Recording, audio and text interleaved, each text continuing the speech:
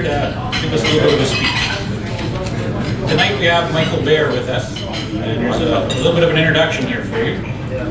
We live and work in a fast-paced, ever-changing world that swirls around us, catching us in a spinning vortex that seemingly sucks the fun out of life, leaving us with a sense we can't control what happens, or can we? We cannot control the changes that are imposed on us by an ever-changing environment. We can't control how we act within that environment and how we react to it. The decision is ours.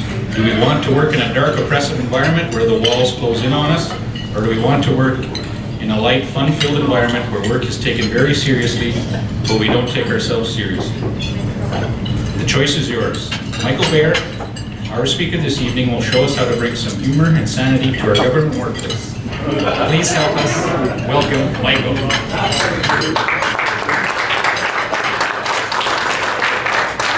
Thank you very much. It is great to be here, and great to be here with you again. Some of you may remember I was with you in Gimli a few years ago. I tried to figure out when, but I had a computer crash and I lost all my records. What the heck? But it was great to be here, and I had the opportunity today to visit with some of you, and I had the opportunity today to attend the full day of your conference. I sat in every session, I heard every speaker. This is my take of what you heard today. You hardly know where to start. The first thing I said at the back, somebody said, "Did you hear the Headingley story?" I said, "No." Now, I don't know whether this is true or not, but this is what I heard. Apparently they were having some trouble with the plumbing, so to speak, at Headingley in the toilets. And they decided the way to clear the problem was to put the inmates to put the mattresses on the toilet and then to jump on the mattress. Please tell me that's not true. That's what we heard. Yeah. And the first speaker was Suzanne Perrin, your AADM. You know, she talked about all the great things. She talked about 400 buildings, 235 leases. And then she said something like this. I thought this was very striking. It really hit me. She said, "Does anyone know where central services fit?" Where central services fit. I was looking, when she was saying that, I was watching the background, and you've got a compass that has all the directions are east. Then I wasn't so puzzled anymore. And you know, a million acronyms, every organization, a million acronyms. You guys are no different than anyone else, so let me poke some fun. Somebody said BTT. So what did that say to me? Here's what BTT means to me. It can mean a better touch tool, brings to the top. It is the 3-digit airport code for Bettles, Alaska. It stands for Bhutan Time, a little country in Asia. It stands for Banking Transformational Tool. But I learned in the lexicon of the province of Manitoba, BTT stands for your IT department. That didn't make sense to me either, yeah. So, something else Suzanne said, she said, "You know what?" She says, I can't read my own writing here. She went to an employee, wanting to know what was going on. Long pause, and she said they're always stressed. Then she couldn't figure out how to move the slides on her thing. Give her a hint, you have to push a button, and the slides move. Yeah. Oh, what else? Oh yeah, and Rick was the MC, did a great job. He actually did it right. He said, "Put your phones on silent or vibrate." In front of several crowds, I did. I'm going to do this on purpose now, but accidentally twice in my life, I have said, are you ready for this?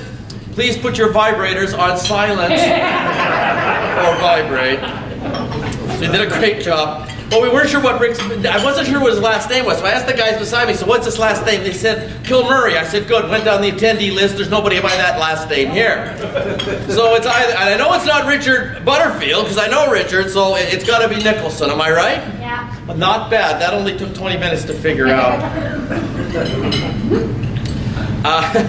Then the project services stuff, Maria was talking about doing stuff for SOA. I don't know what an SOA is, I know what an SOB is. But I don't think it's quite the same, is it? No. All right.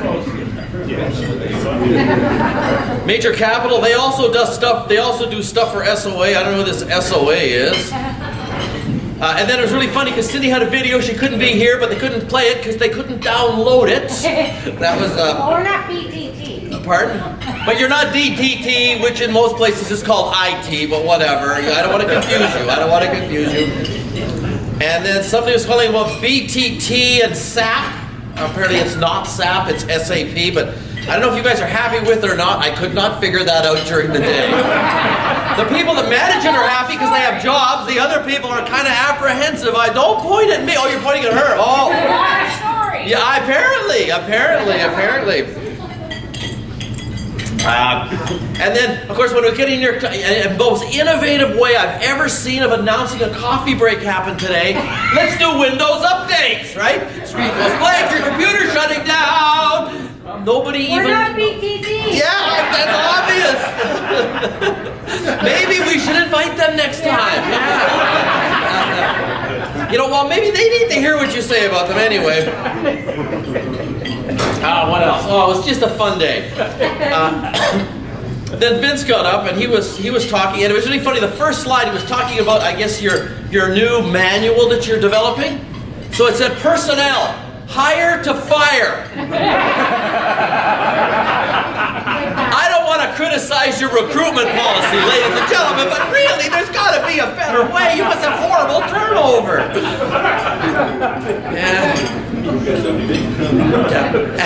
And then I love the slide. $68 million, and you talked about a fighter jet or 5 tanks, and I'm going, what is this? The City of Winnipeg Police Department buying more equipment? And then there was another video where they showed the video, have this roof membrane going like this. Look, there's no snow, except did you notice the roof was like this? It's called a wall. You don't get snow on walls. You gotta look at the world a little different. You had a great car. It was really funny. I had a ball. I was sitting at the back. Yeah. And one great thing that was said this morning, and Vince, you said this, you've got to engage the but maybes. They have to have the opportunity to become engaged. And you're absolutely right. You hit the nail on the head. How do we engage the but maybes? Because they're the problems that we have in our organization, right? They're the ones that are dragging us down. And then the other thing about the FM manual, I saw this FM manual. What is FM manual? So I Googled it, right? Here's the -- shot this morning on Google for FM manual. It's the U.S. Army Survivor Manual. And after you explained it to me, I figured, wow, with $68 million buys a fighter jet or 5 tanks, yeah, I get it. You guys really need this, yeah. But also, there was a preface before that where he got up and said, okay, this is going to be a little drier than it already has been. I mean, oh my God.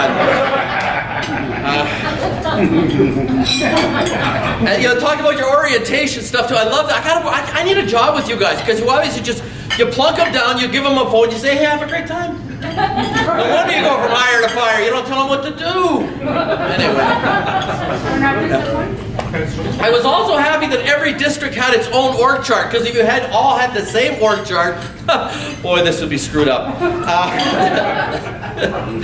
And I did learn that SAP stands for Super Awesome Program. And it's really interesting. There's actually a section in there for parking. Did you see that? You didn't find that funny? I thought that was hilarious. Oh, well, never mind. And then you did the SAP quiz. Apparently your BTT, everybody else calls them IT, helped with that. You had 3 great panelists. It was a lot of fun. So they said, so where does SAP have an arena named after him? It was on the screen, San Jose, California. And I'm going, well, I don't know.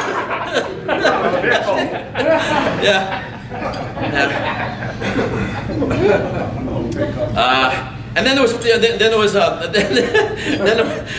an award. You guys, there was prizes for the end, and somebody got an MPI cup because it's surplus, and rather than throwing it away, you recycled it, save some money. Here, you can have this as a prize. And there was also a comment where they were scattered. Something didn't break when it fell, but it wasn't the cup. Okay, what else have I got here? Oh, a little more. I enjoyed the presentation. Anybody here left from Hydro? No good, I can really slam them. There's nothing I like more than a presentation that is full of graphs that nobody understands. Or an explanation of utility bills. Doesn't that sound like fun? Yeah, wow. So he's showing the stuff of all these graphs with demand, with colors, and this, and it could be that, and take the peaks on to do all this averaging, and then he says, now this is where it gets interesting. And he just showed us more of the same stuff. Anyway, excuse me. It was an interesting day.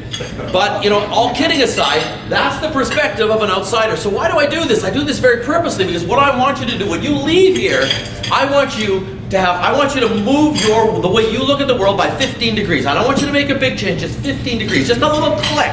Because that's going to make a difference in how you view the world and how you get humor. Because, you work in a very stressful environment. You work in government. I worked in government for 16 years. I worked for the feds. My wife worked at one time in her life for what used to be called the Ward Lab on Logan Avenue. She's still with the company after 40-some years.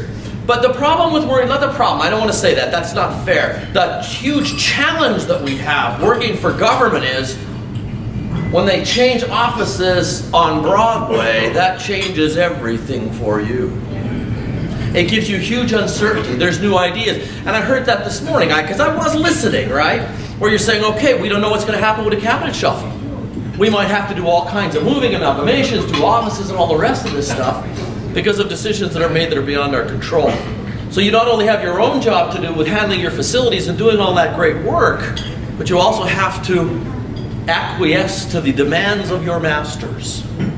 And because it's political, you never know what's going to happen. And certainly that was the instance when I worked in transport. However, you still have to have that right sense of humor because you got to survive this stuff. You got to have a little bit of fun doing it. We get into trouble when we take ourselves, you do all very important work.